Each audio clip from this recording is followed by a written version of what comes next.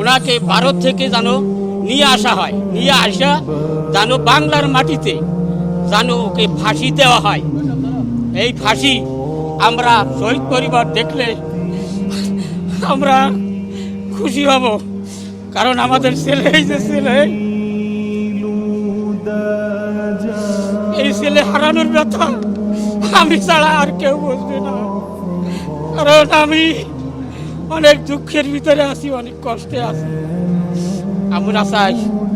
আমি চাই যেন শেখ হাসিনাকে ভারত থেকে আইনে যেন ওরে যেন ফাঁসি এই বাংলার মাটি দিতে যেন হয়। আড্ডা পোস্ট অফিস গল্লির মুখে মানে গুলিবিদ্ধ হয়। এই যে জি জি, এই যে আমার ছেলে, এই ডান পাশে গুলি লাগা, পিছন থেকে গুলি লাগা, সামনে এরকম বগলা হয়ে বার হয়ে গেছে।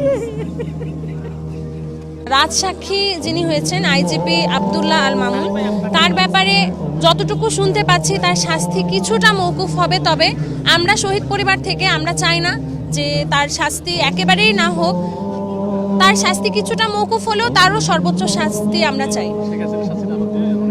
আমরা শেখ হাসিনার ব্যাপারে যদি বলি, যদি খুনের শাস্তি যদি ফাঁসি হয় তবে তার ক্ষেত্রে ফাঁসি চাই। তবে সে বিগত 17 বছরে যা যা করেছে এটার শাস্তি শুধুমাত্র মনে হয় না একবার ফাঁসি দিলে তার এই শাস্তিটা মানে তার যতটুকু প্রাপ্য সে ততটুকু পাবে। তাকে কয়েক হাজার বার যদি ফাঁসি দেওয়া হয় তারপরও কিন্তু তার যে পাপের শাস্তিটা হবে না, যতটুকু সে ডিজার্ভ